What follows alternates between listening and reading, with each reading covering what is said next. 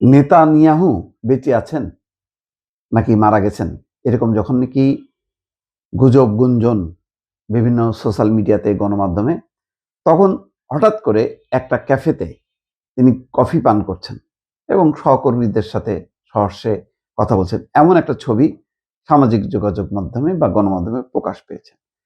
দেখা গেছে যে সেখানে তাকে কফি পান করতে এবং সহকর্মীদের সঙ্গে আলোচনা করতে দেখা গেছে।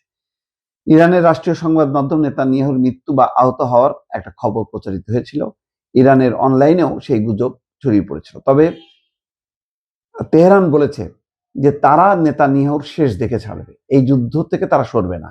নেতানিয়াহুকে তারা টার্গেট করছে, কারণ তাদের সর্বোচ্চ ধর্মীয় নেতা আয়াতুল্লাহ আলী খামেনি মারা গেছে। সুতরাং নেতানিয়াহুকে কোনোভাবেই ছাড় দেবে না, এটা হচ্ছে তাদের পরিষ্কার কথা। গতকাল নেতানিয়াহুর সামাজিক যোগাযোগ মাধ্যমের অ্যাকাউন্টে প্রকাশিত ভিডিওতে জেরুজালেমের প্রান্তভাগে অবস্থিত একটি ক্যাফেতে ধারণ করা হয়েছে। নেতানিয়াহু এটি তার টেলিগ্রাম অ্যাকাউন্টে পোস্ট করেছেন। সেখানে দেখা যাচ্ছে তার সহযোগী তাকে এসব গুজব সম্পর্কে প্রশ্ন করছেন।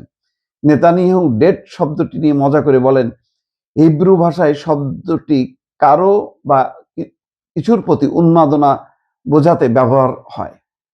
তিনি বলছেন, আমি কফির জন্য উন্মাদ পাগল, আবার আমি জনগণের জন্য উন্মাদ। মানে এটা বলে হালকা করতেছে যে সে মারা যায়নি, কিন্তু এটা ঠিক।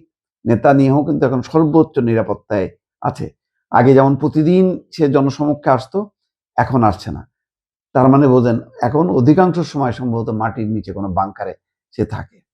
কিন্তু পুরো বিষয়টা খুব গোপনে রাখা হয়েছে, যার কারণেই এখন গুঞ্জন গুজব চলছে যে নেতানিয়াহু আসলে কোথায়।